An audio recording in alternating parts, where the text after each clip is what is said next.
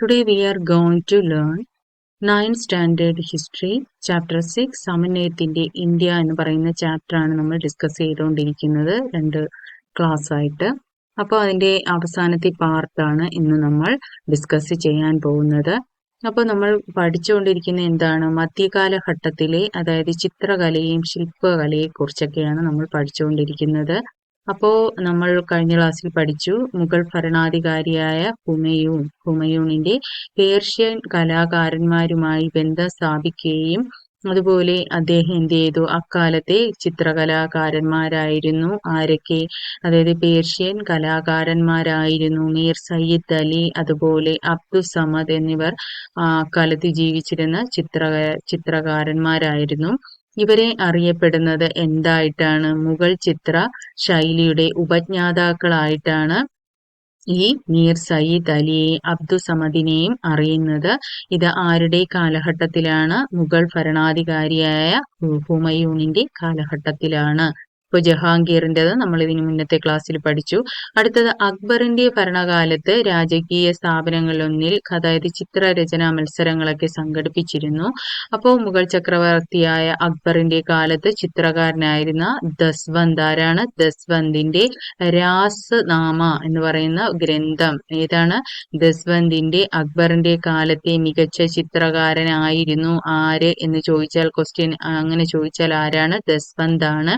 അദ്ദേഹത്തിന്റെ ബുക്കിന്റെ പേരെന്താണ്, മഹാഭാരത കഥയെ അദ്ദേഹം എന്ത് ചെയ്തു, പൂർണ്ണമായി ചിത്രരൂപത്തിൽ തയ്യാറാക്കി. ആ ഒരു ഗ്രന്ഥത്തിന് അറിയപ്പെടുന്ന പേരാണ് രാസ്നാമ എന്നും ഓർത്തുവെക്കുക. അതുപോലെ തന്നെ ഭാരതീയ വിഷയങ്ങളും ഇന്ത്യയിലെ പ്രകൃതി ദൃശ്യങ്ങളും ക്രമേണ ഇദ്ദേഹം എന്ത് ചെയ്തു, ചിത്രങ്ങളിൽ കൂടി ആവിഷ്കരിക്കപ്പെട്ടു. അതുപോലെ തന്നെ പക്ഷി മൃഗാദികളുടെ ചിത്രീകരണം ഇക്കാലത്തെ ചിത്രകാരന്മാർ മികവ് കാണിച്ചിരുന്നു. അപ്പോൾ നമ്മൾ ജഹാംഗീറിന്റെ ഭരണകാലത്തെ ചിത്രങ്ങളുടെ ഗുണങ്ങൾ എന്തൊക്കെയാണെന്ന് അടുത്ത് നമുക്ക് നോക്കാം. Now let us move on. Okay, ചിത്രങ്ങളുടെ ഗുണമേന്മ എങ്ങനെയായിരുന്നു ജഹാംഗീറിന്റെ കാലഘട്ടത്തിൽ എന്ന് നോക്കാം. അതായത് ഏറ്റവും മികച്ച ചിത്രകാരന്മാരായിരുന്നു അക്കാലത്തെ ആരൊക്കെ, ബിഷൻ ദാസും അബുൽ ഹസനെ കുറിച്ച് നമ്മൾ ഇതിനു മുന്നേ ഉള്ള ഒരു ചാപ്റ്ററിൽ പഠിച്ചിട്ടുണ്ടായിരുന്നു. വായിച്ചു വെച്ചിരിക്കുന്നവർക്കൊക്കെ ഓർമ്മ കാണും ആരാണ് അബുൽ ഹസൻ എന്ന്. ഓക്കെ, അതുപോലെ തന്നെ കല്യാൺ ദാസ് എന്ന് പറയുന്നത് ഷാജഹാന്റെ കാലത്ത് ജീവിച്ചിരുന്ന ചിത്രകാരനായിരുന്നു. അപ്പൊ ചിലപ്പോൾ അങ്ങനെ ക്വസ്റ്റ്യൻ ചോദിക്കാം, ഷാജഹാന്റെ കാലത്ത് ജീവിച്ചിരുന്ന പ്രശസ്തനായ ചിത്രകാരൻ ആരാണ് എന്ന് ചോദിച്ചാൽ ആരാണ്, കല്യാൺ ദാസ് ആണ്. അതുപോലെ തന്നെ മധ്യകാലഘട്ടത്തിൽ ചിത്രകാരന്മാരുടെ സംഘങ്ങൾ നിലനിന്നിരുന്നു. ഗുജറാത്ത്, കാശ്മീർ, ഡെക്കാൻ തുടങ്ങി ഇന്ത്യയുടെ വിവിധ ഭാഗങ്ങളിൽ നിന്ന് വന്നവരായിരുന്നു അവർ. അതുപോലെ തന്നെ പ്രാദേശിക ശൈലികൾ അവരുടെ ചിത്രരചനയെ ഒരുപാട് സ്വാധീനിക്കുകയുണ്ടായി. ഇന്ത്യയിലെയും പേർഷ്യയിലെയും പുരാണങ്ങളിൽ നിന്നും കഥകളിൽ നിന്നുമുള്ള രംഗങ്ങൾ അവർ ചിത്രീകരിച്ചു. അക്കാലത്തെ ചുവർ ചിത്രങ്ങൾ പ്രശസ്തമാണ്. നമ്മൾ ചോള കാലഘട്ടത്തിൽ പഠിച്ചിട്ടുണ്ടായിരുന്നു, അതായത് തഞ്ചാവൂർ ക്ഷേത്രങ്ങളിലെ ചുവർ ചിത്രങ്ങളെ കുറിച്ചൊക്കെ നമ്മൾ പഠിച്ചിട്ടുണ്ടായിരുന്നു. അപ്പൊ അത് പ്രശസ്തമായിരുന്നു. ഏത് കാലഘട്ടത്തിലും മധ്യകാല ചിത്രകലയുടെ പ്രധാന സവിശേഷതകളിൽ ഒന്നായിരുന്നു നമ്മുടെ ചോള കാലഘട്ടത്തിലെ തഞ്ചാവൂർ ക്ഷേത്രങ്ങളിലെ ചുവർ ചിത്രങ്ങളെന്ന് ഓർത്തുവെക്കുക.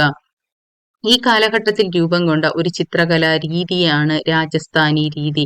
അതായത് മധ്യകാലഘട്ടത്തിൽ രൂപം കൊണ്ട ഏറ്റവും പ്രശസ്തമായ ഒരു ചിത്രകലാ രീതി ഏതാണെന്ന് ചോദിച്ചാൽ ഏതാണ്, രാജസ്ഥാനി രീതിയാണ്.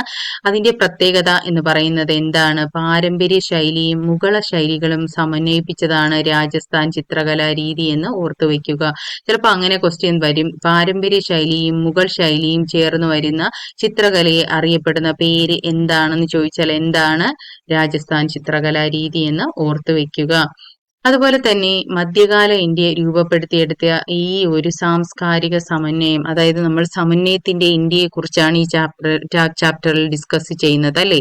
അപ്പോൾ സാംസ്കാരിക സമന്വയം പിൽക്കാല ഇന്ത്യ ചരിത്രത്തിൽ തന്നെ വലിയ ഒരു മാറ്റമാണ് ഉണ്ടാക്കിയത്. സമന്വയത്തിന്റെ ഏറ്റവും വലിയ മാതൃകകളിൽ ഒന്നായിരുന്നു ഏതൊക്കെ? ദിൻ-ഇലാഹി. നമ്മൾ ദിൻ-ഇലാഹിയെ കുറിച്ച് മുൻപുള്ള ക്ലാസ്സിൽ പഠിച്ചിട്ടുണ്ട്. അപ്പോൾ ദിൻ-ഇലാഹി, അതുപോലെ തന്നെ സിഖ് മതവും ഇത് ഓർത്തു വെക്കുക. അതായത് മധ്യകാല ഇന്ത്യ രൂപപ്പെട്ടതിൽ ഏറ്റവും പ്രധാന സവിശേഷതകൾ, അതായത് സാംസ്കാരിക സമന്വയത്തിൽ ഏറ്റവും പ്രധാന സവിശേഷതകൾ പെട്ടതാണ് ദിൻ-ഇലാഹിയും സിഖ് മതവും. എന്താണ് ദിൻ-ഇലാഹി? ദിൻ-ഇലാഹി എന്ന് പറയുന്നത് എന്താണ്? രാജാവിനാൽ സ്വാധീനിക്കപ്പെട്ടതായതുകൊണ്ടാണ് ഇതിന് ദിൻ-ഇലാഹി എന്നും. സിഖ് മതം ആരുമായിട്ടാണ് ബന്ധമുള്ളത്? ജനങ്ങളിൽ നിന്ന് രൂപപ്പെട്ടതുകൊണ്ടാണ് സിഖ് മതം എന്നും അറിയപ്പെട്ടത്. അതുപോലെ തന്നെ ശില്പകല, ചിത്രകല, സാഹിത്യം, സംഗീതം എന്നീ മേഖലകളിൽ ആവിഷ്കരിക്കപ്പെട്ട പുതിയ ശൈലികൾ ഇന്ത്യയുടെ സങ്കര സംസ്കാരത്തെ എന്ത് ചെയ്തു? സമ്പന്നമാക്കുകയുണ്ടായി.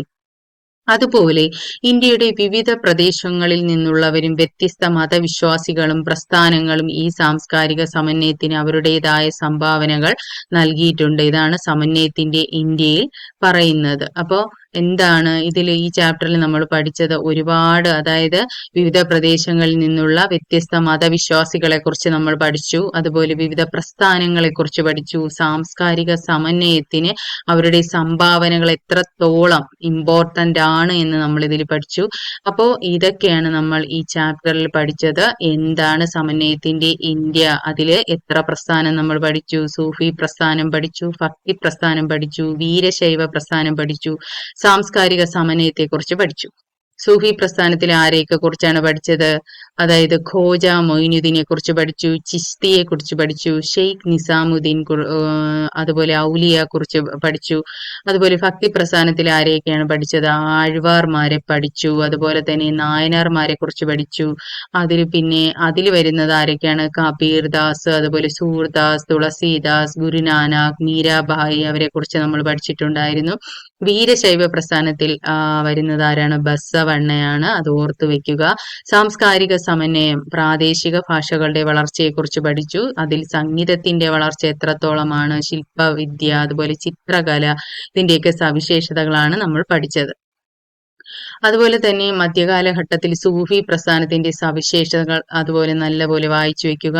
പിന്നെ ഭക്തി പ്രസ്ഥാനത്തിന് നായനാർമാരും ആഴ്വാർമാരും നൽകിയ സംഭാവനകൾ എന്തൊക്കെയാണ്? അതുപോലെ വീരശൈവ പ്രസ്ഥാനം, അതായത് ബസവണ്ണയുടെ, അത് നല്ല ഇമ്പോർട്ടന്റ് ആണ്, അത് ഓർത്തു വെക്കുക. അതുപോലെ കബീറും ഗുരുനാനാക്കും ഹിന്ദു മുസ്ലിം ഐക്യത്തിന്റെ പ്രതീകങ്ങളാണ് എന്ന് നമ്മൾ പഠിച്ചു.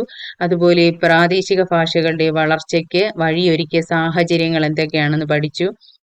പിന്നെ എന്താണ്? സംഗീത രത്നാകരത്തെ കുറിച്ച് പഠിച്ചു. അതുപോലെ ഇന്ത്യൻ സംഗീതത്തിൽ ശ്രദ്ധേയമായ മാറ്റം സംഭവിച്ച ഒരു കാലഘട്ടം ഏതായിരുന്നു എന്ന് ചോദിച്ചാൽ ഏതാണ്? നമ്മുടെ മധ്യ കാലഘട്ടം എന്ന് ഓർത്തു വെക്കുക. അപ്പോൾ ഈ ചാപ്റ്റർ എന്ത് ചെയ്യുന്നു?